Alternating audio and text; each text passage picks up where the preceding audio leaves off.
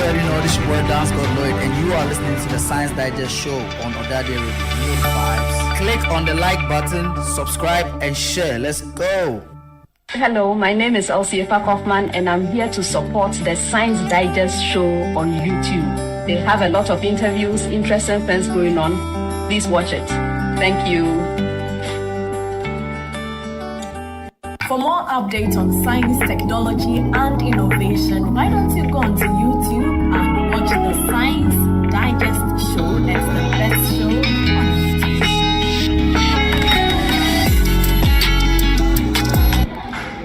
Hi there, so to all my lovely people who love science and anything science, well, the Science Digest show has got you sorted to kindly hop onto their YouTube channel, subscribe, and let's learn anything and everything science. Science Digest show, demystifying science. My name is Dr. Yabidi, Research Fellow at the West African Center for Cell Biology of Infectious Pathogens at the University of Ghana. The Science Digest show is an informative program that explores issues of scientific relevance in Ghana. So I encourage everybody to watch it for up-to-date information and updates on any area of science as it applies, as it's relevant to Ghana. I'm a medical doctor. I encourage you to watch Science Digest on YouTube. Let us demystify science. Thank you. My name is Professor Gordon Awandare. I'm the Pro-Vice Chancellor for Academic and Student Affairs at the University of Ghana and the Founding Director of WACBIP, West Africa Center for Cell Biology of Infectious Pathogens. I love the Science Digest show. Keep watching and supporting the show. You can follow them on Twitter, Facebook, and Instagram. Thank you. Hi guys, my name is Salasi, second SMQ 2019, and one of the first beneficiaries of the Science Digest show. I'd like to recommend the Science Digest show for everyone because it's one of the only educative shows that's entertaining at the same time. It's very, very captivating and teaches you a lot. Very, very good for high school kids and even like students above high school level. Thank you. Hey guys, you already know this is your boy Dance God Lloyd, and this is the Science Digest show. We did demystify the science. You know the vibes are there inside.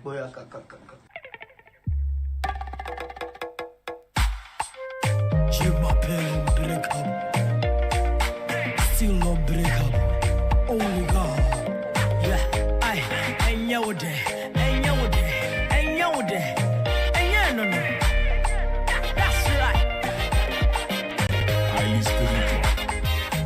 Hello, Akwaba, and welcome to the Science Digest show. Bienvenue. Today is an interesting time on the show. Science Digest show, demystifying science. Science Digest show, yam no fiko. We grinding the science to the very finest and minutest of particles.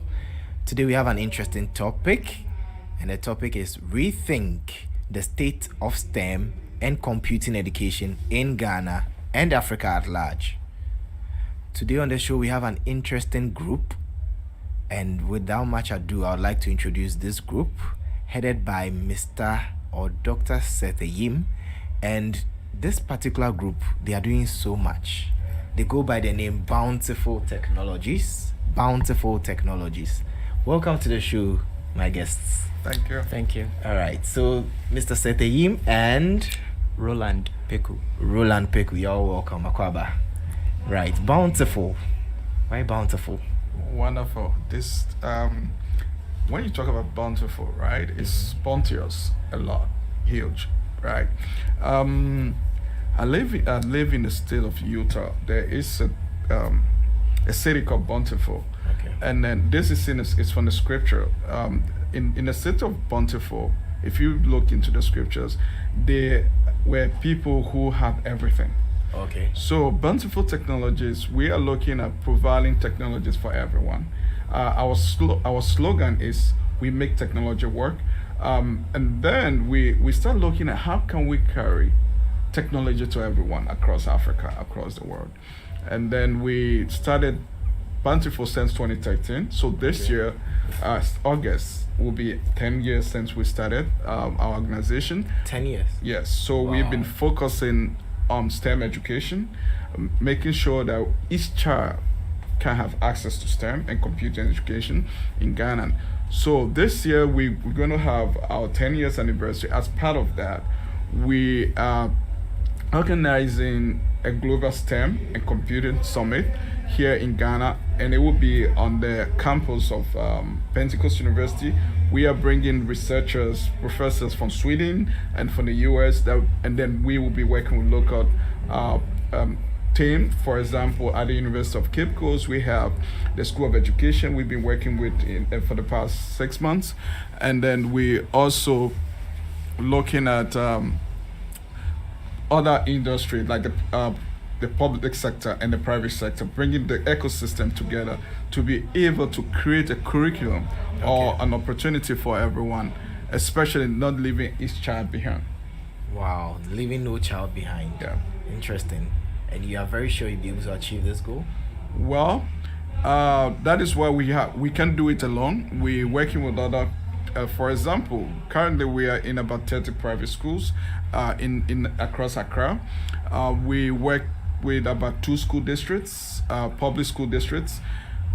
Like for example, at Tiwa West, we've trained about 250 teachers and provided them with STEM kits, and they become their TOT, trainer of trainers. They go back to train other teachers to be able to implement STEM in the classroom in a very novel way. We also at Aguna West Municipal, where we've been able to train 150 teachers. And what are we doing? We're doing a snowball effect where they go back and train other people.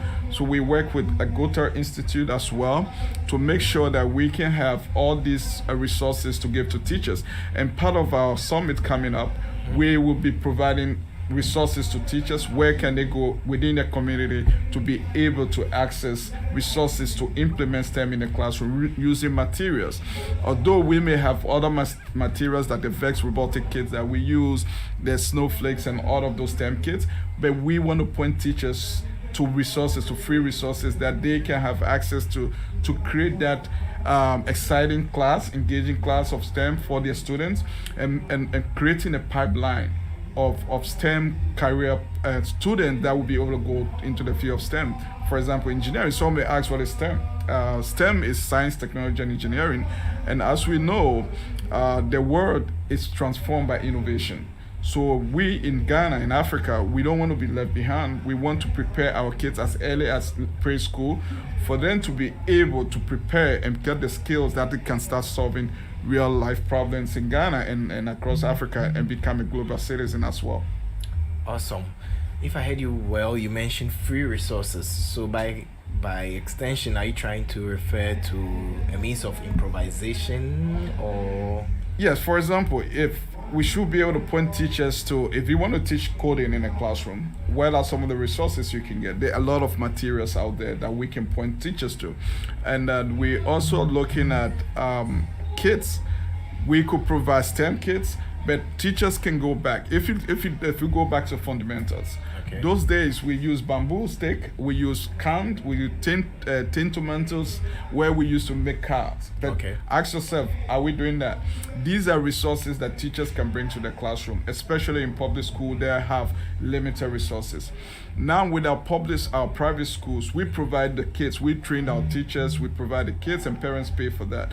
But for it to reach more people, we think that working with public schools and providing them the necessary training and pointing them to those resources that they can use within their classroom, they can find in their community, and they will be able to implement. And then what is it creating? We are creating a sustainable ecosystem of STEM teachers that will be excited to say, oh, I can teach computer science because I have a laptop, or I can download these materials. There are videos they can show the kids. They can go outside there and just tell them, walking through the engineering design process to identify the problems, brainstorm with their friends. Already we're doing that, right? And then make sure that the kids can get more excited and have that discovery moment where they will be very excited to go be able to implement. And don't be afraid of a math class or afraid of a physics class or biology or a science class. They will see it as fun, because most kids, most of us were born as engineers, right? We have that discovery mind. We were very curious. What happened? that died either in class 2 because of a teacher who told you that, oh, you can't do this, and that creativity, or because of our culture, right? You cannot ask questions to another person here because, and that shut down your creativity, your thinking. So we want to make sure our students can think and be able to question. When you can question, you can identify, oh, this is a problem. I think if this is corruption, this is a problem. How do we solve that? And you can use the engineering process to go through that and come up with solutions. So these are some of the things we want to point our teachers to. Not that, oh, I don't have this because I live in a Sunafo, I teach in Abumusu area, I don't have the resources. But you can point the teacher, look, there are bamboo sticks around, there are this other materials you can use. We all have them. We buy a lot of shoes, and the boxes they're empty. What do? We throw them in the garbage. The students, you can bring that to your classroom and create even a termite house, which you use in a box to build. And then you use bulb and other electronics materials, which are even cheaper to do. And those of us who can afford like the robotic kits, we are trying to make sure that like our nonprofit provide those kits for teachers to say, okay, I have other materials I can bring to get the kids excited. Working with our partners like Vex Robotics, Rex Foundation, and Bountiful STEM Education Foundation to see which are the resources we can point teachers to, especially teachers in public schools who have limited resources, and they will be able to create this excitement and more our students, our learners to be excited about STEM. Great. You are doing something very awesome, and we are proud to have you here to talk more about that. But before we continue, we would like to know a little bit about how it all started. Yeah, wow. Yeah, my background is in civil engineering. Okay. And then I work a while in the industry, and then I have passion for technology. As of 2002, I was able to teach kids IT. Those days there were not much technology in Ghana. And just last week, I had one of my students that visited me. He's doing so well in computer. So at that time, I still have that excitement as a 2002, just out of high school and college, and then looking at what I can do to help kids. And then I have this, I still remember Arthur Peters gave me the opportunity to teach it in his school, and I learned everything programming on my own. And I feel that there will be opportunities for kids. And then I have the opportunity to travel to the States, and then I went to study information systems. And then one of the things that really struck me was seeing young kids. You go to STEM camp, all these American kids are in it. What can we do the same in Ghana? And then when I came back to Ghana, although we started a tech company, we were focusing on just integration, training people, corporate. And then we decided that no, we can do something for kids. So in 2018, we did our first innovation camp, which was at Octagon. We have over 500 kids coming to the program. And even that is when the Ministry of Education saw that, and they visited Mrs. Pinkland then, visited us, and wanted to see what we were doing with the kids. And it was exciting. But then Ghana Robotics Academic Foundation, Michael and the rest, they came. We have students from all over the city. And then we said, wow, if kids can come to this program, why don't we have this in schools? So from 2018, we started going to schools, right? We started doing after school program and integrating it into the school. But the striking part, I have two boys, a 16 and a 14-year. And those guys, by then, they're 12 years old. He was, we would say like, maybe he has a challenge in learning, right? But when we introduced robotics, I remember they asked me to buy a game for them. And this game was a logo bust. I thought it was a game, but I rather bought a robot. Okay. So when I brought the robot to them, they said, no, Daddy, that is not what we wanted. We don't let a game. But I found out that every day when this guy closed from school, he's locked up in his room. And within 2 days, he built the whole robot and programmed it without any tuition. And these are the guy. This person was hyper, who thought that he's not smart. And we say, if he can do it, more kids in Ghana will have the same challenge. And then we decided to move to all the schools. So currently, we are in about 30, getting to 30 private schools across Accra. And then we continue to organize a weekend program for kids. So we have our Saturday center at Paloma, adjacent Paloma, that is the former NDC headquarters. So we are in that block. So we have kids coming for Saturday programs, and weekdays we also teach kids how to learn. Especially students that have failed their exams, they come, especially in STEM, we teach them how do you study to be effective learner and continual learner. So we teach the kids in those programs. And then we have like the Rising Sun schools, we are on all their campuses. And then we also run virtual classes for kids who cannot come to our center to be able to participate in our program. Even last year, we sent the first elementary students into the VEX Worlds. The VEX World Robotic is the largest robotics competition in the world, which have received the Guinness Book of Records, over 5,000 teams. So we sent the first elementary school student from Ghana to the competition, and they got about 22 awards. Wow. And then we also this year sent 22 students with 3 coaches to the US to also participate. Out of 800 teams, we came around 78, so we're part of the top 100 teams that were participating. So what are we creating here? If we rethink the state of STEM and computer education in Ghana, we are looking at how can we have the teachers have been trained. We are not going to untrain the teachers or unschool them. What we're trying to do here, one, we want to change the teacher's perception. How do you teach mathematics to make it fun?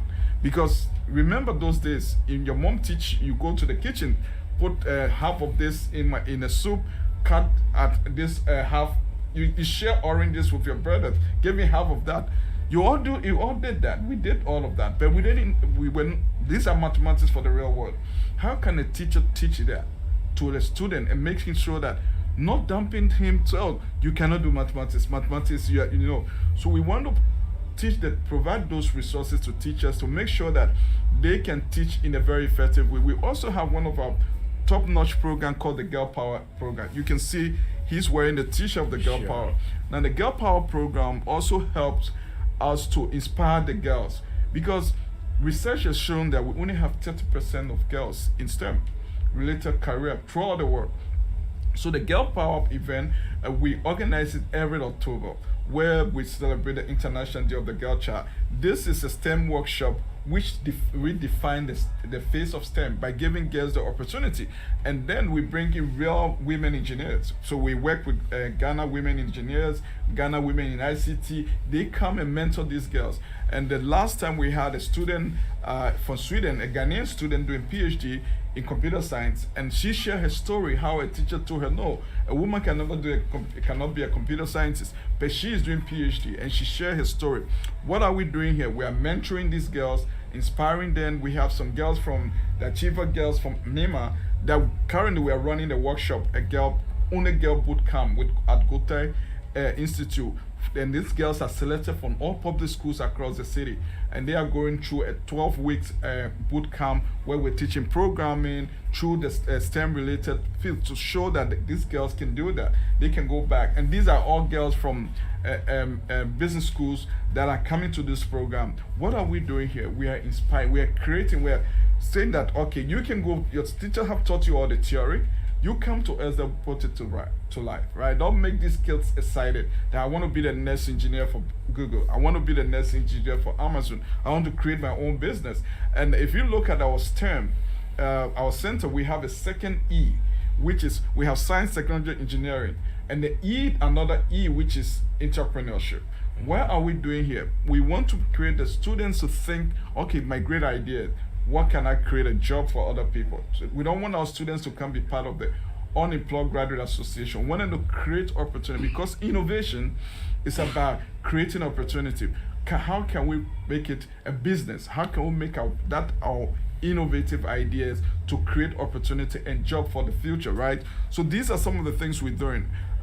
Just to let you know, when I came back to Ghana, we're looking at how we can help a lot of students.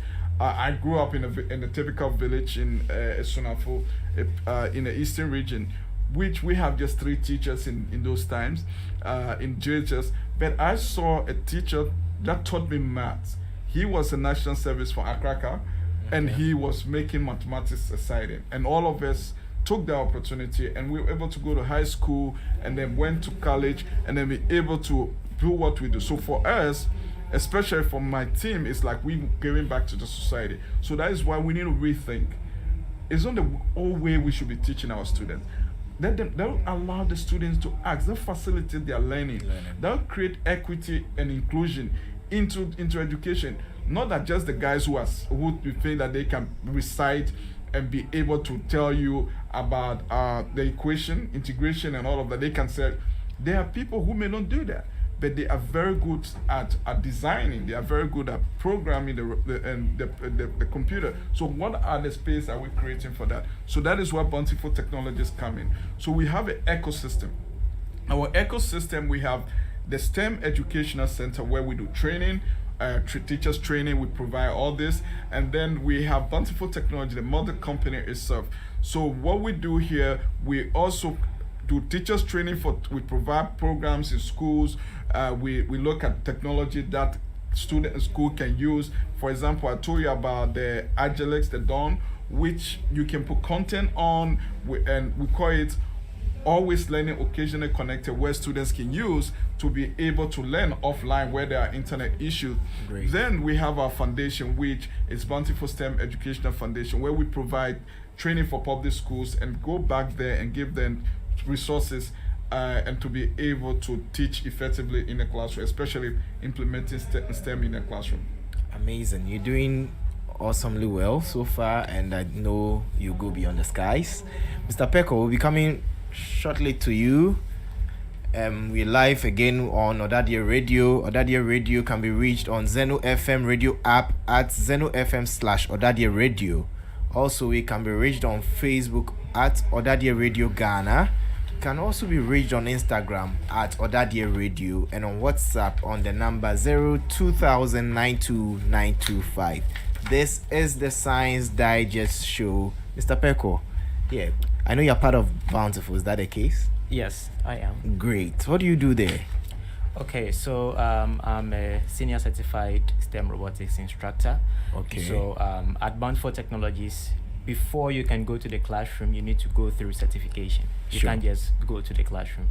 So you go through the certification, you take the exams, and then there is a score that you must get before you are awarded a certificate. So until you get that score, you are not certified.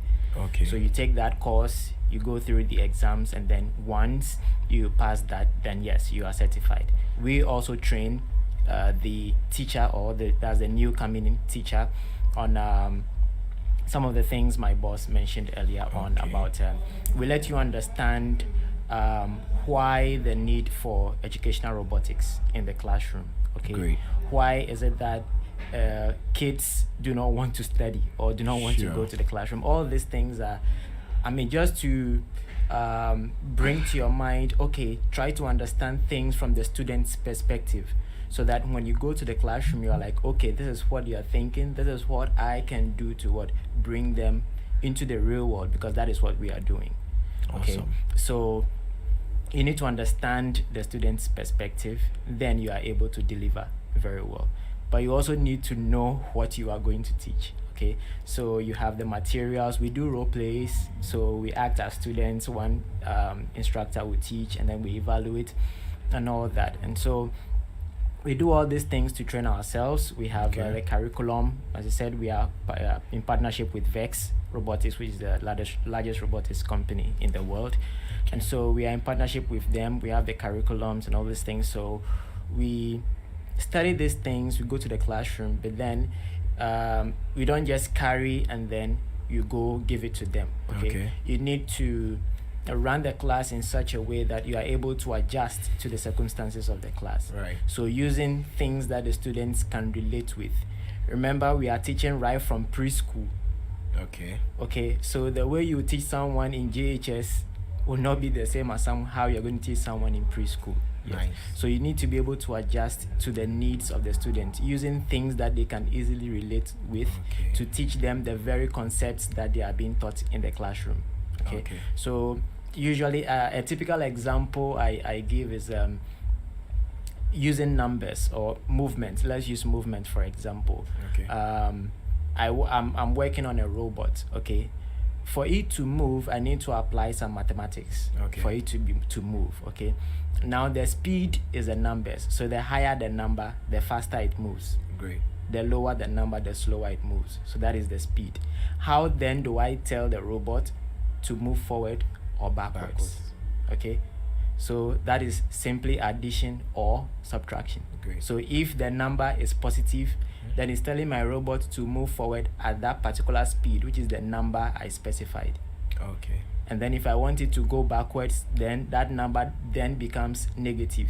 And then my robot knows that, okay, I'm supposed to move backwards.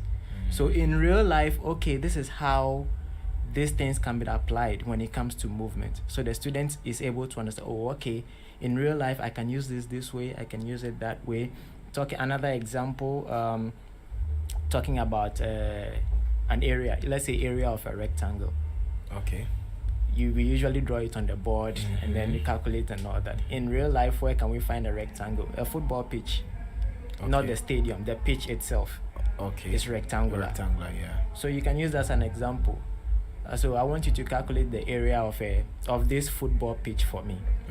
Okay. Then it brings the student's mind. So it will cause them to think. Okay. So it sort of makes it practical. Exactly. And relatable. Exactly. So the students will now have to think, okay, the football pitch, what does it look like? What is the shape? Okay, so they get the shape, okay, it's a rectangle. What did the teacher say I should do? I should look for an area. Okay, what is the area of a rectangle? Okay, then they quickly apply the formula. Then they get, okay, so football pitch, rectangle, this is how it applies. So you see that they are able to relate these things to the real world, and gradually they are able to solve real world problems. Great. So if, let's say, a World Cup is going on and they are watching, they'll be looking at the perimeter area on the pitch and all of that, than just to see like a normal stadium with Ronaldo and Messi on it. Exactly. Interesting one there. Great. Exactly. All right, so we'll be coming back to talk more about how to do the rethinking, or what should go in, or what's bountiful, to be specific, and other groups can do to rethink STEM and computing. Viewers, stick around. This is the Science Digest Show. We will be right back. Stick and stay.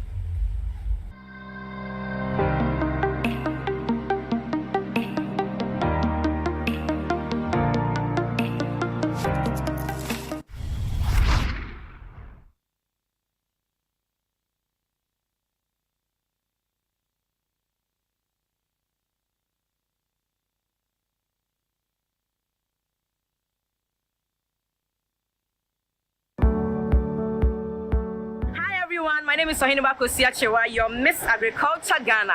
And keep watching Science Digest Show. Keep watching Science Digest Show. This is where you get up-to-date information on everything happening in the agribusiness sector. You know, right? That is where the money is. There is gold in the soil. Science Digest Show is the best. Subscribe and get all the info. We love you. Hooah.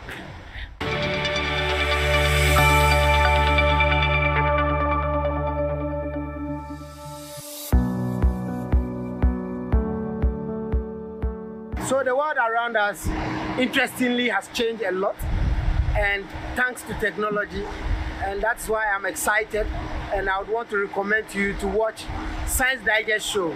This is a show that demystifies science and makes our children and everybody as excited about technology and the science around us. And I believe that that is what will make our world a better place for all of us. Keep watching, and I wish you all the best.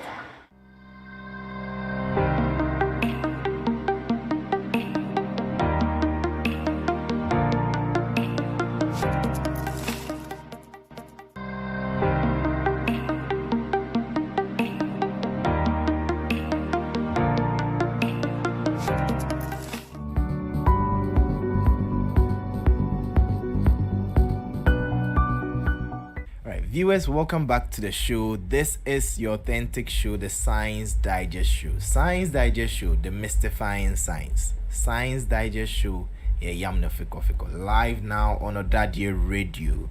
Odadie Radio can be found on Facebook at Odadie Radio, and also on Instagram at Odadie Radio, and then on WhatsApp on the number 02000 92925. We are back on the show, and this time we are rethinking STEM and computing in Ghana and Africa. Mr. Setihim, over to you. Wonderful. As of 1963, Dr.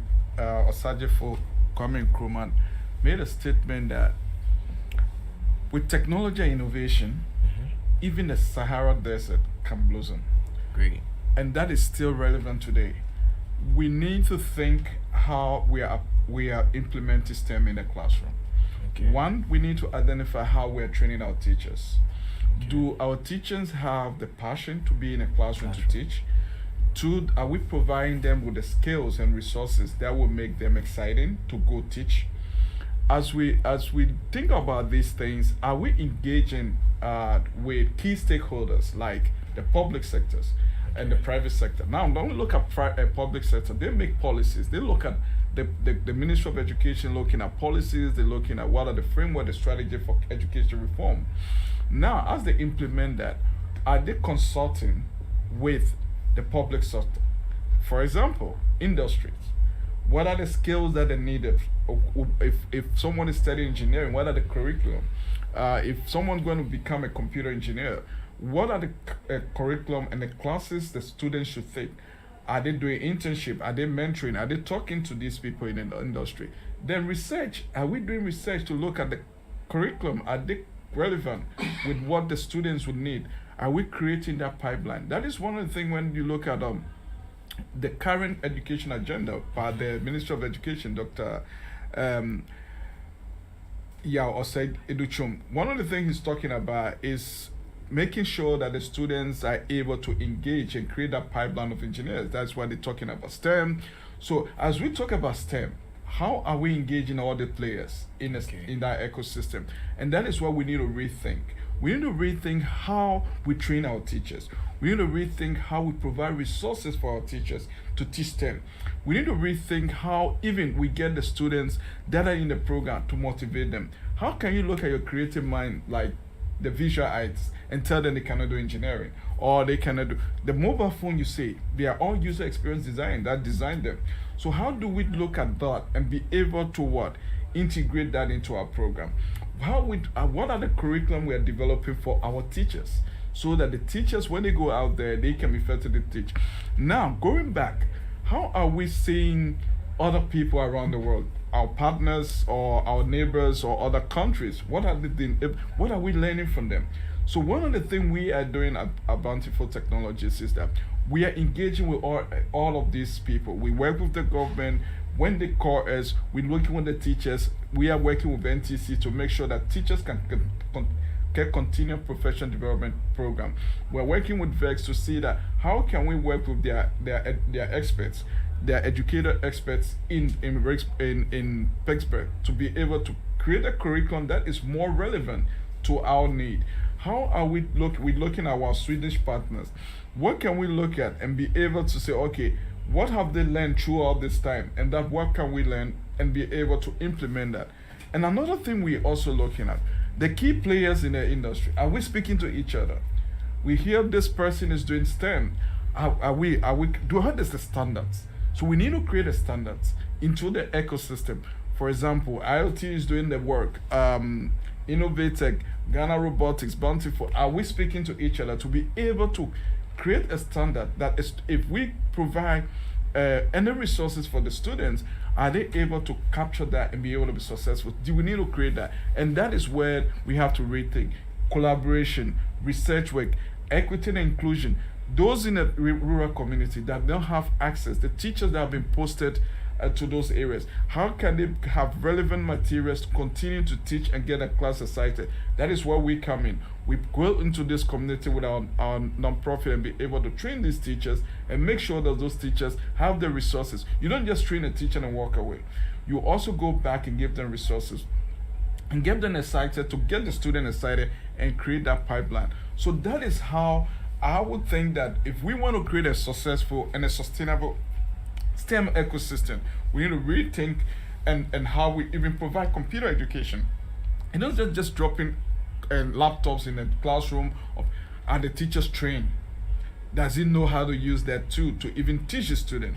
We just, okay, we are providing computers for each child. We are providing this. Are the teachers that are going to deliver those materials? Are they being empowered are they build those capacities so that when you provide these resources to this teacher, for example, I can just go and give a vest kit to a teacher when he doesn't even understand why do we use robotics to teach STEM. We need to first train the teacher. How does he put his student on the way to learning? So all of these things we then have to rethink as we work with College of Education. That is one of the things we're working with UCC to look at what are the programs that community STEM, integrated STEM, what are robotics, how do we integrate robotics in the classroom, how do we integrate AI in the classroom? All of these things have to be rethinked. Not that we just pick it and say, oh yes, because it's happening in Sweden or it's happening in the US, we have to do it. We need to rethink it, we need to evaluate it. How does it become relevant for our country, for Africa? And then our students can tap into those opportunities, right? Amazon is set up a factory in Nigeria, and the same thing, a warehouse in South Africa. Google has laid a fiber all the way from Togo, coming all the way up here. Are we preparing our students for those opportunities? Microsoft just have a $1 billion innovation studio in Lagos, Nigeria. What are we doing about it? Our students, are we getting our students prepared for that? So that is what we have to rethink. Our policies must be relevant. Our tools that we provide to our teachers must be very relevant. And then we must train our teachers. And parents, what are the tools we're giving to our parents at home to get excited to teach our kids, right? It's not like, although the teachers spend most of the time with the students, but they go back home. Are the parents being engaged? Are they involved in the children learning? How are we creating that ecosystem to make sure that everyone is responsible to train one child? What about students with disability? How are we including them in our training? So as we think STEM, the creative mind, helping our students to be one critical thinker, lifelong learners, and also involving ethical training into our program. Students can be very smart. Are they ethical to do the right thing? Another thing we have to also think about, personal financial management. Are we teaching our students to be very self-reliant so that they can also, as an engineer, how do I use my resources for the benefit and also be able to live within my means? All of these things should be holistic training. It's not just teaching STEM or providing the tools and you walk away. When he's an engineer, he's a rich guy. How can he invest?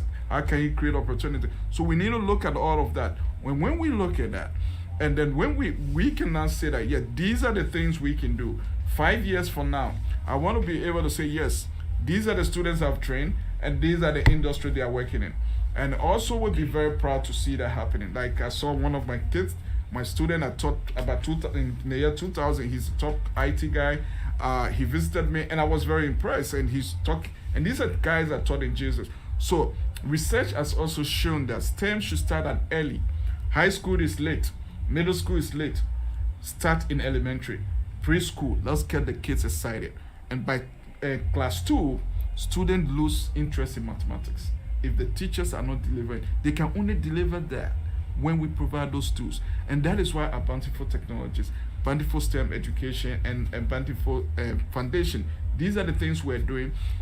Although we run a for-profit business, but we have our non-profit, but we are a social entrepreneur, making sure that we can do those impact, working with the government, working with any public sector. One of the things we're also doing to create that strong ecosystem or sustainable ecosystem of STEM, we are having the STEM summit. We did that in 2020 during COVID. It was online, where we brought in different universities, different people to be able to talk to us about the opportunities in STEM. And on this summit, we are bringing professors from Sweden. We are bringing professors from Ghana, UCC, Pentecost University. NTC will be there to talk about technology and teachers. We are bringing someone from the ministry, Aaron Aklobia, will be talking about the government policies on STEM in the country. We have the minister himself will be speaking on the topic, how can we rethink STEM, and how can we provide all these resources so that private sector and public sector partnership can be stronger. And that is where we can create a strong ecosystem. That is a rethinking. And then when we do that effectively, you and I, as we broadcast this, it's through technology. Who are we going to prepare for the next DJ to be a sound engineer? Are you thinking about that? You think about this carefully. We send footballers to come. As young, they have coaches. They mentor them. Do you have an engineer academy where you send? You don't have that. So we think you wait till high school and start thinking about, oh, I want to be an engineer, or I want to be. But someone as 5 years start going to football camp and becoming the next Messi, and then you ask yourself, why are we not training our future engineers? So one of the things we're going to do that this December, and between November and December, we're also having what we call the Future Engineers Bootcamp. We're going to put these kids at the Pentecost Convention Center for 3 days, where we expose them to different tools, and then they will be able to develop things and be able to showcase it. For example, there's government just launched the STEM Ovation, which is an opportunity for kids in public schools to be able to create, to innovate, and teachers should be able to mentor them. I think that is a commendable opportunity for all our students in all the public schools to be able to do that. So these are the things we should rethink, making the students to play and learn at the same time, be critical thinkers. So our program provides students with what? Critical thinking opportunity, where they can develop critical thinking, project-based learning, where they can look at things and be able to solve problems using the engineering design process. We also communication skills. Students should be able to write their idea. You are promoting writing and literacy skills. And the fourth, which is collaboration. And then the fifth, students will be taught that iteration, that is pivoting, failure is part of the process. They should be able to accept, oh, my program didn't work, what can I do to make it better? And that is what innovation is about. Failure is part of innovation. So we must encourage our children, as they work through with other people, they should be able to know that if this doesn't work, they can try again. And failure is part of the learning process. So that is what STEM is about. To create that, to make sure that we rethink the way we teach STEM in a classroom, and even computer education. Kids as young as can do Scratch, they can do block card. Are we exposing the kids to that? They take their parents' phone, the whole day they're playing games. They can create games, they can do animations, they can do all these things with those tools they already have. So these are the way we can engage our students. And at Bountiful Technology, our slogan is we make technology work. And we want all the kids in our program to think about that. Let them come and learn at our centers and their partner schools. And we also look at training teachers. If you reach out to us, we can come to your school and provide those training for your teachers. We just finished training St. Martin de Porres teachers a few weeks ago, and then we have few other coming along. And some of these things we provide them free of charge to schools, especially if we are working in your school and then we find out that I want to sit in the math class in class 1 or class 2. I want to see how you teach math, and I will give you feedback. So we work with the schools and make sure that we can go back and train the teachers so that they can provide this wonderful. So we invite most of the teachers to come to the STEM Summit, which will be happening on the 24th to 26th of August at the Pentecost University. There will be a lot of workshops, and they are free unless you want to get certificates or CPD where to pay for it. But if you just want to come and learn and get engaged and also network with other professionals, we also invite you to come along. We will be excited to be able to get together and network and provide this sustainable STEM ecosystem by rethinking the way we deliver our STEM program and the way we train our teachers, and even how we teach computer in the classroom in Ghana. And as they always say, Ghana is the gateway, and someone will say Nigeria is the destination.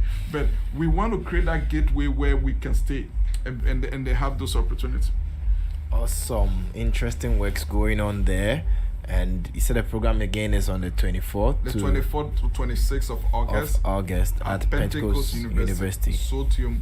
Okay, great. And you've taught us how to rethink some of these things. I think you really reiterated the point on public and private sector cooperation and partnerships, and then you also said failure is part of the process, it's part of the engineering process, part of the STEM process. And you said we should teach the children also how to write and their thought processes in some of these things. I think you've given us enough measures on how to go about some of these things, but I know, Abeko, you are more on the training on the ground. I would leave you chance now for you to also bring in your little inputs. Yeah. Okay, so I will start with sensitization. Okay. Why I'm bringing this on board is we also need the engagement of parents. Great. We need parents to be involved All in the right. child's learning. We realize that parents who are very much involved in the child's learning, you tend to have these children perform better than parents who put in minimal efforts in the child's development. We've had parents go like, I want my child to stop coming for classes because they've seen robots killing people on TV and stuff, and so robots are robots are bad, and so how can you create a robot that will be killing people and all this stuff? Okay, and so sometimes it's the notion. Okay, sometimes some of the things we see on TV, I always tell them, hey, this is a script someone wrote. It's a fantasy and all these things, but I mean, we are talking about things we can do to solve real world problems. So we need to let your parents know that, okay, this is the direction we are going to. Okay, just as Mr. Eyim mentioned earlier, you have football academies and they start at a very tender age, about 5 years, and then they train all the way till they become top professionals. Okay, but then when you come to the sciences, we don't have these things. Talking about STEM, we don't have these things. And so when the child is engaged in the program at an early age, they tend to become better. They do better. Last year, when the two students he mentioned who participated in the Vex World competition, when they came back, one of the parents sent me a voicemail and more of an appreciation, and she was thankful for the coaching that the students have had over the period. And she realized that, so as at last year, the students have been in the program for about 4 years. Okay, and she said over the period, she has realized that his boldness, has increased. The ability for him to express himself has also increased. His performance has gone up, not drastically, but there's been a steady improvement. Okay, and so one other thing is him expressing himself. She realized that now when you are saying something, he listens carefully before he speaks. So he's able to break down whatever you've said and then comes up with a better answer to whatever you are asking him. And so she was very appreciative of the process that the children have gone through. And that is one thing that we also want the parents to understand. Often they want spontaneous results, but it is not the case. It's a process. Okay, they trust the process. Exactly. Even Elon Musk, with what he's doing, he has failed several times. Even with the top people he's working with, that is where the iteration comes in. You might not get it perfect the first time. Okay, even if you get it right, you need to test and make sure it is right before you share. Okay, so all those things are part of the process. Like what you're seeing here, they didn't do it in one instance. They had to test. You build, it doesn't work well. Okay, you go back to your engineering notebook. Okay, we tried this, it didn't work. Let's change it this way. I think this will be better. And so that is the iteration process. So that way they collaborate, they share ideas, and then they put it back into solving the problem. And so when we are able to communicate these things well to the parents, if the parents understand the essence of STEM and then the future it holds for the students, they will better appreciate and then also be engaged in the child's learning at home, not just in school, because they spend just a very little time in school. Most of the time they are home. So what are the parents also doing to support these kids in their learning, in their growth? When the child comes home, do you ask them, what did you learn today? You can even ask them to do a role play. Okay, if the child is having an issue, and they do a lot of research. Okay, we have students like today, I'm coming from our center, as he mentioned, adjacent Paloma, and we have students who have been working on a robot that is supposed to be used for next year's world competition. And they've been doing a lot of research. This week, I've joined 2 of their Zoom meetings, and these are students in school. Wow. And yet they still find time to do their Zoom meetings, plan, write their findings, a lot of YouTube videos, trying to see different designs, how they can put that into their own design and then solve their problem. And today I met them, and then there's what we call the drivetrain, which is the base. So like you can see here, this part of the robot is the drivetrain, the part that is responsible for the movement of the robot. And initially, one thing you also need to consider when you're going for the competition is that your robot needs to be fast. Remember, it's time bound, so you need to be able to complete the task within that time. So your robot needs to be fast. And so they've had that challenge. They built it, it wasn't moving fast and stuff, and so they had to change. Today I got there and they came to show it to me. Usually when I go, they'll be running away, but today the confidence has come. They came to show it to me, and they were like, whoa, my robot is fast. And then they were driving and back and forth, and and so this is part of the process. They didn't give up. They had to test, change, build until they got it right. Okay, and then you move on to the next phase of the design or the project. So like I said, it's not spontaneous, it takes time. Right. Awesome. Interesting things going on. In summary, you're telling us that they need to trust the process, and STEM is not a one-day activity. It's not spontaneous. Giving you back your word. I think you are doing awesome works for us, but you've brought a lot of things here today, and I know you would love to demonstrate it. Viewers, this is the Science Digest Show live on Odadia Radio. Science Digest Show is 3 years old, and you can subscribe to our YouTube channel at Science Digest Show, on TikTok, The Science Digest Show, on Twitter, Science Digest Show. And then we are powered by SMC Consult on Instagram, SMC Consult. So much for Christ. Viewers, will be right back after this short commercial break. Then we will launch into the practicality of all the STEM that they've retaught. See you soon.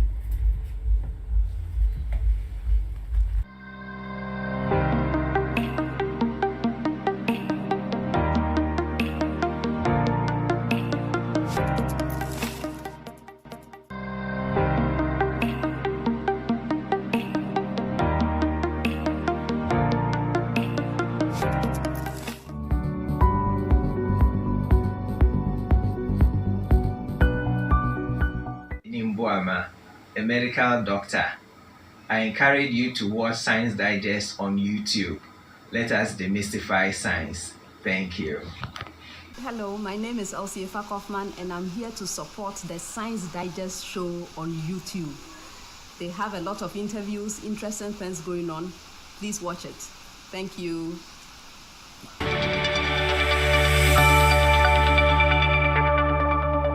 Welcome, viewers, back from the quick commercial break. This time is demonstration time. Bountiful Technologies is in-house, and they'll take us through what they have. The floor is yours. Wonderful. So when we say Bountiful Technologies, you respond, we make technology work. Okay. Bountiful Technologies, we make technology work. So we're going to make technology work right now. So Roland will take us through that. Right. Okay, thank you. So I just want to quickly go through the various equipments that we use in the teaching, so to say. So we have at the preschool level, we use so this is one of the equipments. We call this snowflakes. There are several other ones. There are straws, like my boss said. There are so many things around us that we can use to engage the kids. Okay. We have straws. Sure. Just like the ones we used for to drink. Yeah. Okay. So straws and connectors that we use to build several objects. And so we have this being one of them, which is the snowflakes. As you can see, was trying to make a flower pot. So it's about the design. Wow. And the aesthetics is also very important. How colorful it is, because okay. Talking about the entrepreneurship part of it, how well you package what you are selling to the people. That is what will draw them closer. So their looks is also very important. Okay. So these are some of the things so this is to enhance their creativity. Right. So it has to be pleasant. Exactly. But focus more on solving the problem. Okay. Yes. And then we also have the VEX 1, 2, 3. So with this, the idea is like, let's say you want to make stew. Okay. First, you put your pot on the fire. The next thing is the oil, and then say onion, tomato. So there is sequential. Right. This one comes before this one. In life, it is the same thing. When you are solving a problem, it has to be sequential. Okay. From this, you move to this. From this, you go to that. Okay. So it's the same thing, and that is exactly how programming works. All right. Which is about solving problem. So at that early level, and this we are talking preschool. Okay. So preschool grade 1, within this range, we engage the kids in this basic programming skills. Okay. Okay. So as you can see here, I have this tablet. Okay. Okay. And it says when start 1, 2, 3. So okay. This is a 1, 2. The robot is the 1, 2, 3 it is referring to. All right. So when the robot starts, what should happen next? Okay. So you see. Okay. There is an inscription here which says drive 1. So it means the robot is supposed to move one step. Okay. And then it says act crazy, so it's supposed to do that. Okay. And if you look in here, there are several of these with different instructions. Okay, go to start, drive 1, drive 2, drive 1, 10 right, 10 left. 10 left, right. Okay, so based on the program you want to run, okay, you slide in this in that sequential order. Okay. And then the robot is going to run them per the sequence. Okay. You have what? Put in the slides. Okay. Okay. So the other way is you can also manually do that from here. You see there are some arrows. Okay. On the robot itself. So right.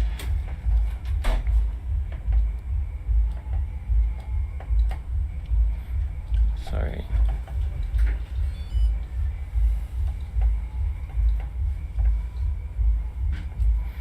Okay. I think it's still pairing. Let me just quickly explain the rest and then come back to that one. Okay. So this is for grade 2, grade 3. Okay. This is what we call the VEX Go. Okay. Okay. VEX Go. VEX Go. So these products are from VEX, aside the snowflakes, of course. Okay. All these products are from VEX Robotics. Okay. And so, as you can see, they are plastic materials. Right. Okay. But then they are made as oh, your thing is moving now. Yes. So it was pairing, so it had to take some time. Okay. Okay. Okay. All right. So this is a plate. Okay. You have beams. You have gears. Okay. Several different equipment. There's another case. We don't have that here. Right. But then you have all these things. They are plastic, but then they are made more of industry materials. Okay. Okay. So when you go to the field, you might have a shaft. You have a gear. You have wheels. You have a chain. Okay. All these things. So they try to make this equipment, but in plastic. Right. So that the students can use them to create what they want to. Just like you have screws, they have connectors, which are made of rubber. Okay. They have standoffs, several different equipment, all to help them to create this or the robot, so to say. So in order to make the robot to solve that particular problem that they want to solve. Remember, it's project based, and so it is always focused on creating something to solve a particular problem. Okay. So this is. So it's problem specific. Exactly. Okay. Exactly. So this is the VEX Go. You have the VEX IQ. Sorry. Okay. of that. The Vex is becoming a lot. a lot. So it's like they have a lot IQ. of equipment actually. Okay. They have a whole lot of equipment. Great. So this is the Vex IQ, which is grade 4 through JHS. Okay. Okay, and you can see this looks a bit complex. Yeah, it is. It looks a bit complex. So you have to know your mechanisms, how these Okay. things work. For instance, a typical one is, let me just explain this part of it. So this is a gear. This blue Okay. with the tooth in here is a gear. Okay. And then, okay, I don't know if you can see beneath it is another smaller gear. one. All right. Okay. Now the idea is Okay. if you compare what you have here, Mm-hmm. this smaller gear, so this is a shaft. Okay? Right. There's a So shaft there. this shaft Okay. here That's linking. connects to this Okay. motor. All right. So when the motor spins, it will spin this smaller gear, Okay. and that will spin this big gear, Okay. which will cause this to what? Move up and down. Okay. So the noise you are hearing is the noise from The motor. the motor. Okay. But it looks like the smaller wheel, let me call it a wheel or a gear, The gear. it moves in an opposite direction to the bigger one. Is that the Exactly. case? Yes. Okay. Yes. And then you have over here you have 3 of the Right. of the gears. Okay. Okay. Now the concept is, let's say I don't know if you can. You Yeah. are taking a close look at. Yeah, I'm the taking gears. a very So keen this look. one is moving in this direction. Yes. The other one, the middle one, is moving in the opposite, Opposite direction. direction. And this is supposed to move in the Same direction as the first. So that because the ties are connected to this and this, those two need to move in the Same direction. in order Right. to have the robot move the way you want Wanted to move. So Okay. you see those two at the end are moving in the same direction. Right. Okay. Whereas this is not the case up here. So that is why, as you said, the down one is moving in a different direction. This one is moving in a different direction. Okay, because this is serving a different purpose. Okay? Right. Also, when it comes to speed, this part moves faster Okay. than this part. Makes sense. Industry-wise, when the gear that is connected to the motor is smaller than the part that is controlling the main moving parts, okay, so that particular mechanism will move slower. Slower. Makes Okay. sense. But then when you have a bigger gear connected to the motor and then you have a smaller one connected to the other part, it will move fast. Okay. In this case, they made it the opposite, to move slow. Okay. The reason being that, imagine at a port, you have a heavy duty car and then this opens, picks up, let's say a container, Okay. closes. What's then the name of that part? This is a claw. Okay. You call this the claw, and then this is the arm. Okay. Okay. So imagine the claw picks up a container, Right. and then it is moving so fast up and down. Imagine what will happen to the container to just flip off. Okay. Okay. And so this side moves slower, just to make sure that the object you Is are steady. Yeah, is steady. Okay, so that is the concept Right. behind all this. So you need to put all these things in place. That's why we said it is not spontaneous. Okay. You need to be able to apply all these things, and as you can, this is things they are learning in the classroom. The physics principles is here. On you are looking at how the force moves, and then even the angles at which this is moving, right? So Yeah. you need to design in that way. And the students have already been taught geometry. Okay. Some have been taught physics. They know what the motion is. They know what momentum. They know what acceleration is. All those things we've taught them. We are not teaching you acceleration. We are applying those things to teachers. So now the students are, okay.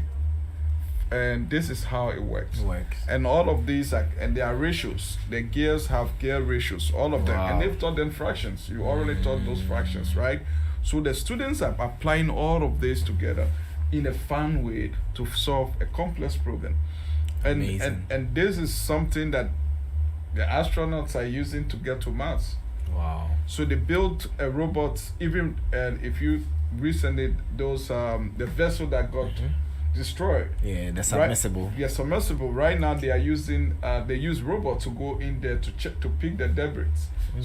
So you can see where we are going with this. these are, and also mechanical engineering.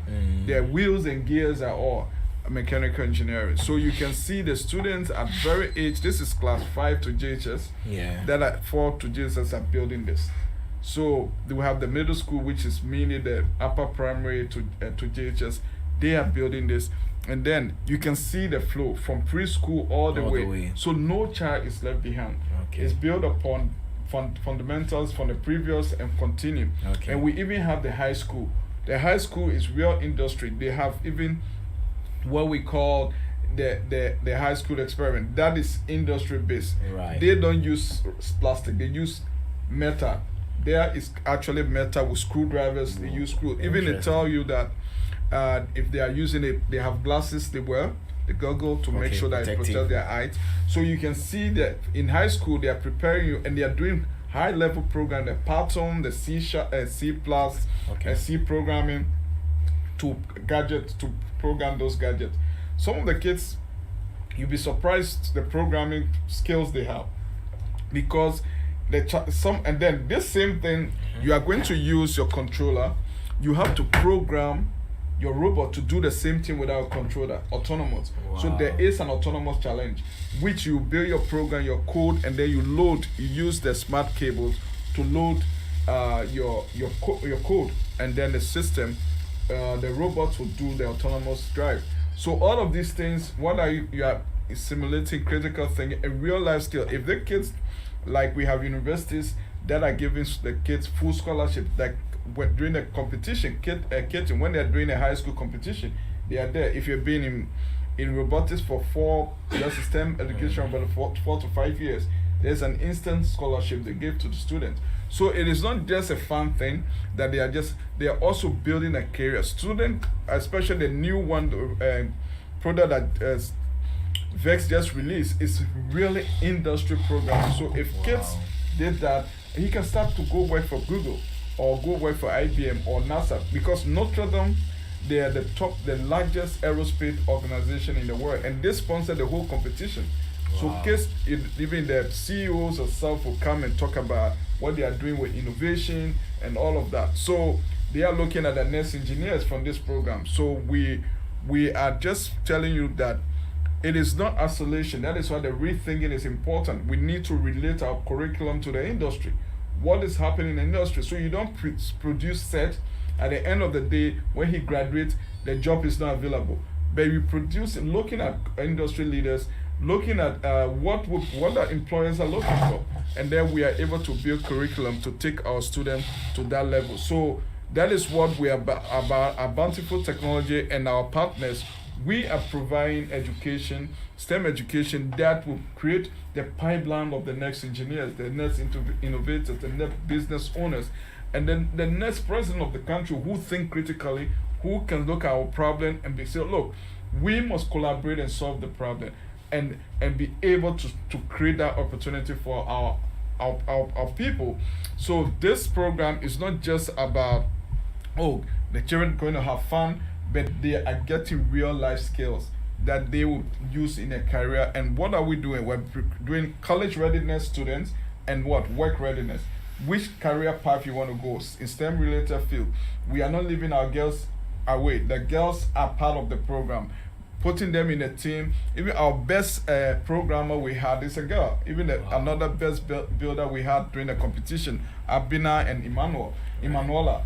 These were the people who, when they have problem with their robots, they will call Abina, and they will come and build and code it. So you find out that the girls are not let alone, let out in the program. We need to provide those environment that is equity and inclusion. Everyone should be part. We teach that inclusion because you are working in different team from different school, and most of the children in our especially weekends program are not from the same school. Some are from Rising Sun, some are from Adley, some from Mountain Dew Forest, Alpha Beta, and some are from like the public schools. They all come together, and even when we went to the state, that was the first time they've all worked together from different schools, and these children were so much excited about it. They were engaged, they were giving feedback, even when they had issues. After this competition, when we have challenges, The kids, we call them, they give feedback. Oh, this is what we did that we couldn't go to this level. We should have gone this if we have done this. So that learning process, and then they were able to do that. So the program is about building the skill set that is needed now and in the future to solve our problems in Ghana, in Africa, and around the world. So the students cannot just think about, I'm studying to be an engineer in Ghana or in Accra or Sunafo or wherever, but they are getting the skills that they can go out and compete anywhere in the world with these global skills that they are learning through the digital, to be able to contribute to the digital economy, that is the global digital economy, which is very, very important for our national development. So we will invite every other person who are interested to come to our center. And also, if you're a school owner and you feel that this is a program you want in your school, we are also available to provide. You can reach us on our website and www.bountifultechnology.com, or you can call our number 0055 819 8161 or 055 252 2322, and you will be able to reach us to make sure that we can provide those opportunities for you. I will repeat that number again. Sure. 055 819 8161 or 055 252 23322, and on our website as well, www.bountifultechnologies.com. You can also reach out on social media at Bountiful Technologies, on Facebook, on LinkedIn, and also on Instagram and YouTube. We always provide opportunities. And then for kids that are at home, this holiday we will be running some summer camp. You can reach out, both virtual and in person. And our big boot camp comes off in November at the Pentecost University from the 30th to the 2nd of December, which is a holiday.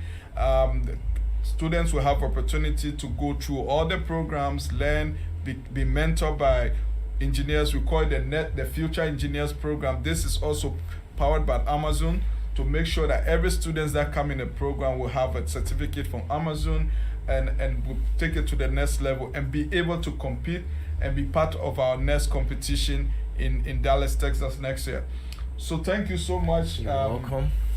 Sure. So this is PCC, Pentecost Convention Center, or Pentecost University? Pentecost Convention Center. That's for the December one. The November, December one. Okay. And then the STEM Summit comes off on the 24th to the 26th of August at the Pentecost University.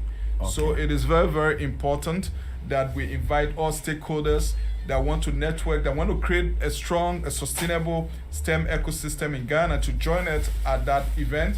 And the theme of this is Rethink STEM and computer education in Ghana. We have experts coming from local industry for our universities in Ghana, like Pentecost University, UCC, and University of Cape Coast. We also have our partners coming from Bigland University in Sweden. We have an AI professor that will be coming. We also have Virginia Tech professors that will be coming from Virginia Tech Innovation Campus and Brigham Young University in Utah and in also Virginia. So this is an opportunity to work with everyone in the ecosystem to create this strong STEM ecosystem as we rethink which tools and resources can we provide our teachers and our educators and our administrators to be able to run STEM in their school and be able to involve everyone. Both we will have the Minister of Education, His Honorable Dr. Educhum will be there, and some of the team from the Ministry of Education will talk about the state of education in Ghana, NTC, the National Teaching Council. They will also be presenting at this conference. We welcome everyone. It's a free conference that is open 3 days. There will be breakout section, panel discussion on issues like ChatGPT and other issues that is affecting education in Ghana and around the world. And then we will be pointing educators to resources and how to be able to create this strong STEM ecosystem in Ghana. And other partners in Ghana that are delivering STEM, we also invite you to join us on that day and have those 3-day section with us where we will be able to engage together, think and see how we can refund our education system, especially creating the STEM pipeline for our country, Ghana, and Africa, and the world. Thank you. You're welcome.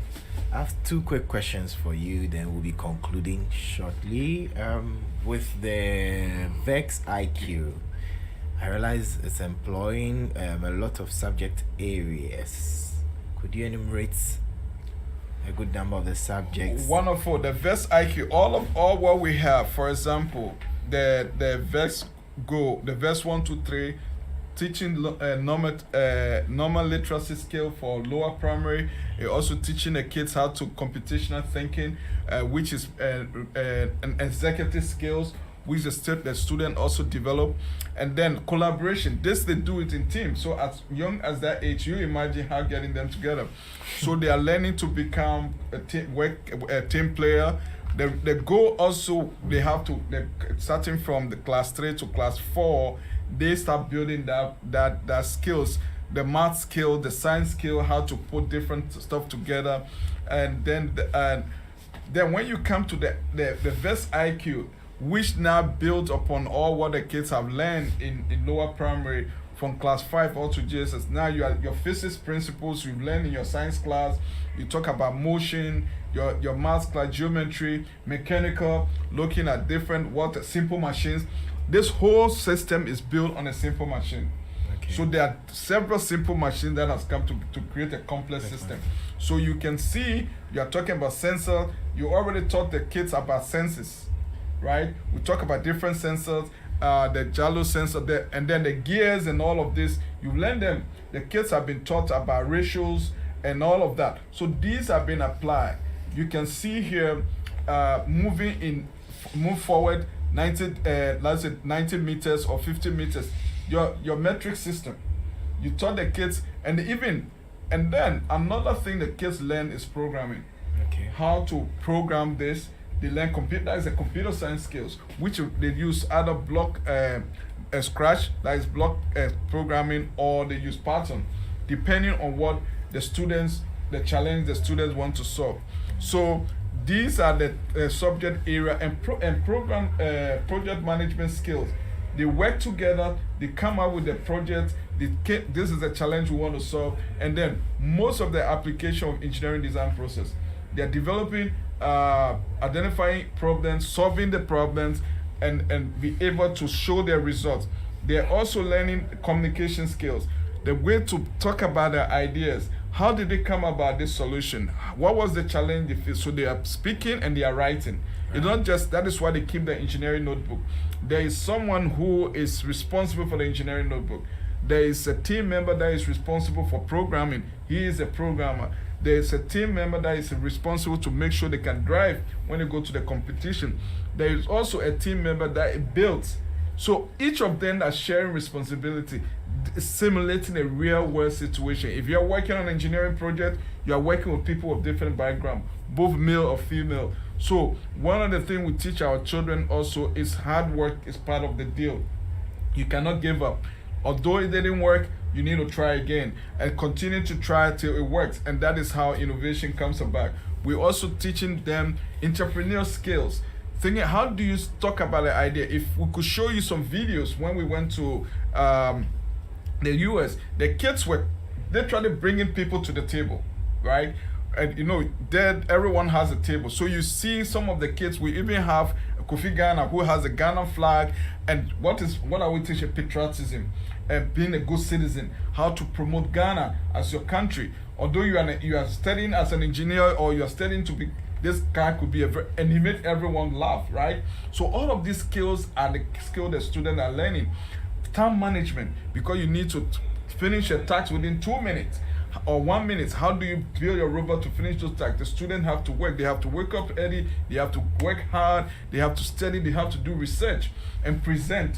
As Roland just said, these students before they come up with different design, they don't just sit down. They come up with the design. It doesn't work. They go watch other design on YouTube. How did they solve the problem and what are they developing? So these are some of the skills that the student learn, and we map this with the next generational science standard, which is the global science standard for training kids from elementary or to senior high. And then we also look at the code of Ghana syllabus, the GES syllabus. They've introduced robotics, and what are the skills that teachers would need to be able to implement that? That is why we're working with NTC to be able to do professional development program for teachers and continue to provide them the tools and resources that they will be able to implement STEM in a class. So that is how we rethink STEM and computer education in Ghana, to make sure that we have this strong pipeline of engineering students, computer science, like a doctor like you, and our sound engineer. Who is going to be the next sound engineer?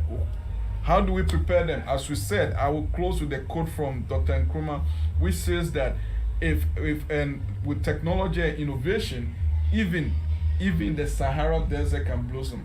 So if he said that 1963, how many years ago?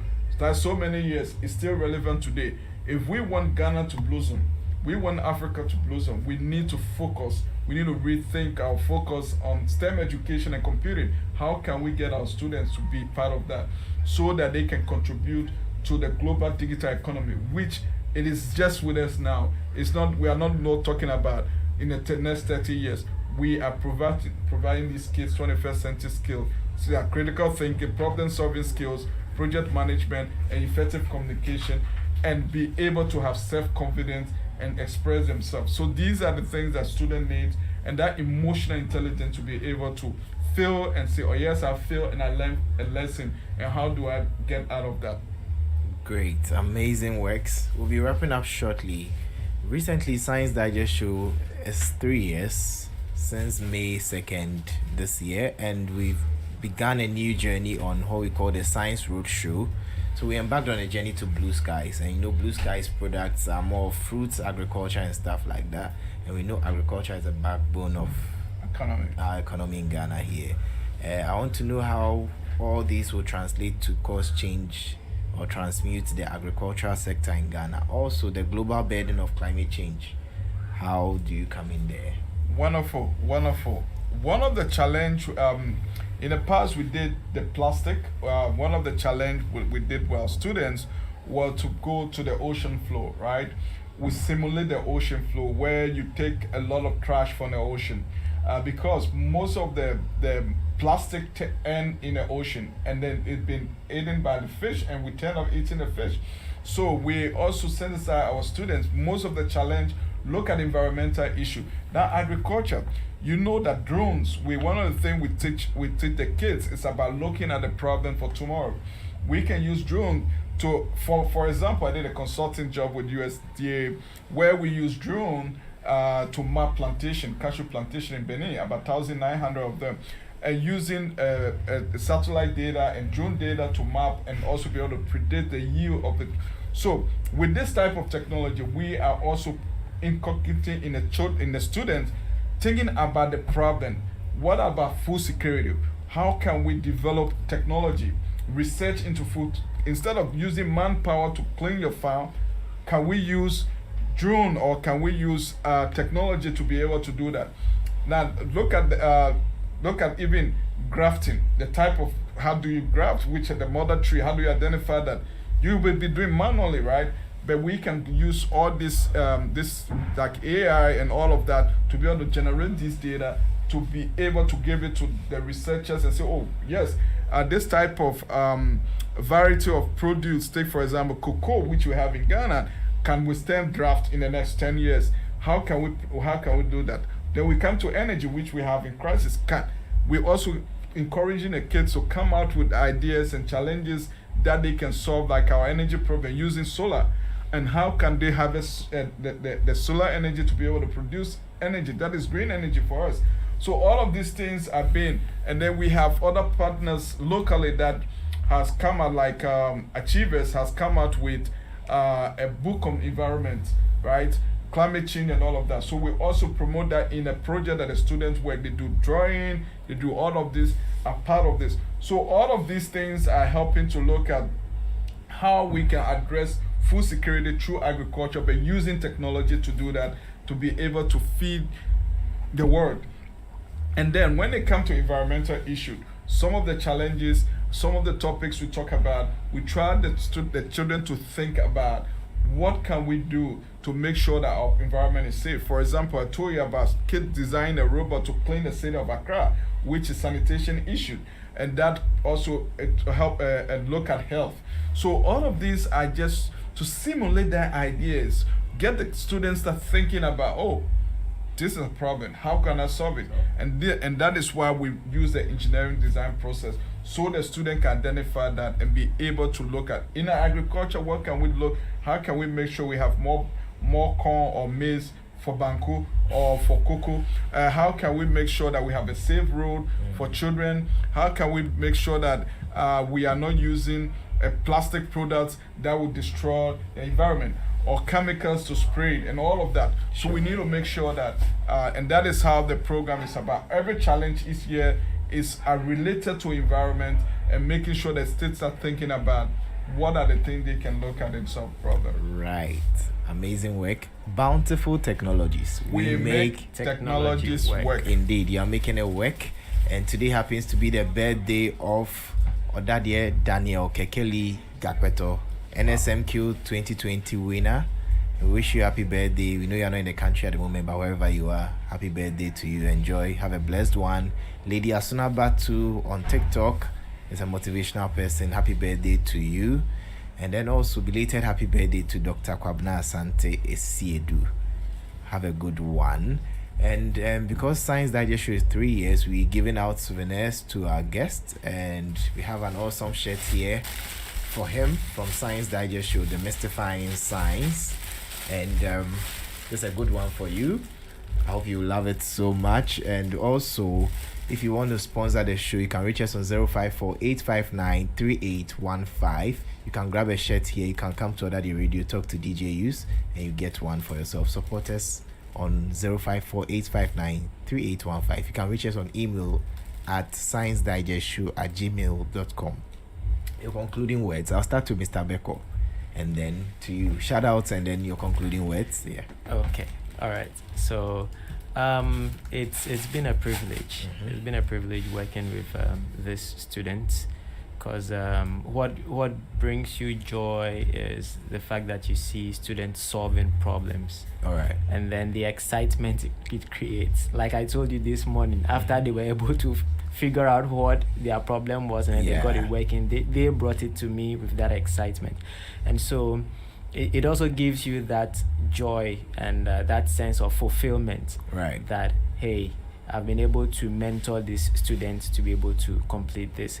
It's not you doing it for them, no, but it's mentoring them so that they can do the work themselves. Sure. That is the concept, and that is what we are working at.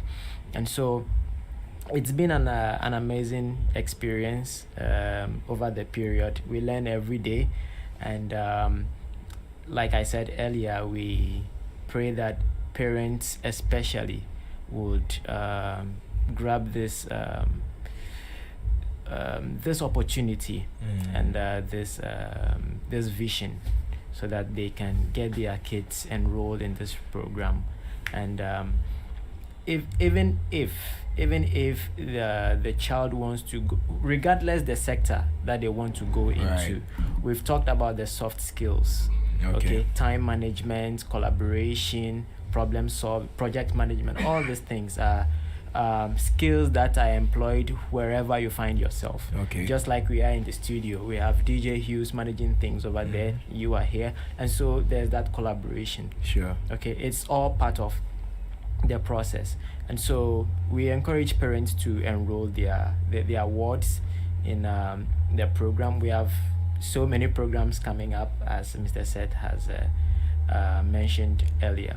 And so we encourage them to bring their wards, and even the parents themselves. Sure. If possible, they should also attend this program, see what their wards are doing, and then also there will be a lot of mentors who will be talking how parents can help their kids to improve parental participation. Yes, exactly, so they can better guide their children in this process, while we also do our part to help them grow.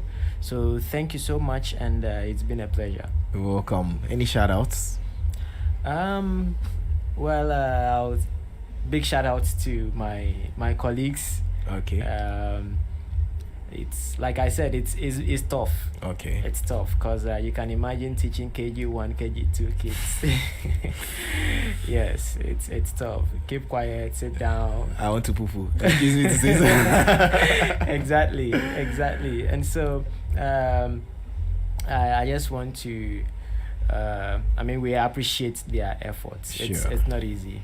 Right. It's not easy because you have to prepare. We also research a lot, and so you always need to prepare how you can properly engage the kids in the class so they can their involvement and then their excitement would always be there to put in more as they progress. So a big shout out to my colleagues, Samuel, Johnson, Gifty, Queen, Jadine, Madam herself, Madam Selena. I'm sure she'll be asking a lot of questions after the show. Yes, and so everyone. Sorry if I didn't mention your name, but we are grateful to everyone and their efforts. Right, Mr. Ing, over to you. Yeah, I just want to tell parents out there that STEM education is important. No matter where the kids find themselves, we should encourage our kids' creativity at home and get them into programs like the STEM program that will help them develop creative thinking and be able to solve problems. And we are excited for the opportunity to be in Ghana this time because there is a wave of change in terms of STEM education. I could see there's a lot of ecosystem, but I would encourage that we work together, we collaborate, so that we can create the standards that can support the education system in our country and be able to create student pipelines into engineering fields, into computer science, and etc. I will also want to invite all our parents to continue to support their children. As Roland said, let's get involved with our children's education. It is an exciting time. The kids may know even more than you do, but you need to guide them, and so that they can channel that to productivity. We also want to invite our friends and colleagues everywhere to also join us at our summit coming up next month, 24 to 26, the STEM Global Summit and Computer Summit in Ghana. It will be an opportunity to network and also learn from other people, of other experts in the industry and other educators. We also invite parents who would like to enroll in our program. You can find us on our website, www.bountifultechnology.com, or on our YouTube or Facebook page or LinkedIn. That is with the hashtag of Bountiful Technologies. You will always find us and reach out to us. You can also call on the number 055-819-8161. You can also email us at info@bountifultechnologies.com. We also want to thank the Ministry of Education, everyone in this ecosystem, our partners, Pentecost University, UCC, all those, especially Gotari, that have been always with us to be able to support public school teachers, and all our partners that will be listening to us from the US and Sweden, Professor Nicholas, Pamela, Professor Ampedu, all of them. We want to thank you for all the opportunity to make sure that we, not forgetting our team down here, our Ghanaian team, the guys who do the work, especially Madam Selena, our VP of Operations, not forgetting the staff, Johnson, Dumakun, Roland Parko. We also have Queen, Albert and San, Jesse, Abu, Abdul, and all of you that I have not mentioned, Kifty. You guys are the rock star. You make things happen, and the children will always think about you. Let's go out there, let's make this change. Let's continue to keep this conversation going. Also, I want to thank the Science Digest show for hosting us. This has been a wonderful experience. I think you're doing a great job. Keep it up. We need more such a platform to be able to create the information we need. out there. Thank you. You're welcome so much. Viewers, this has been the Science Digest Show live on Odadie Radio. Odadie Radio is on Facebook at Odadie Radio Ghana, on Twitter and on Instagram at Odadie Radio, and then also on WhatsApp at 02092925. Science Digest Show, demystifying science. Thank you so much for supporting us all through the years and beyond. And catch you live next time on the show. We sign out saying Science Digest Show. Yeah, yam no fe coffee. See you next time. À la prochaine fois. Bye. Au revoir.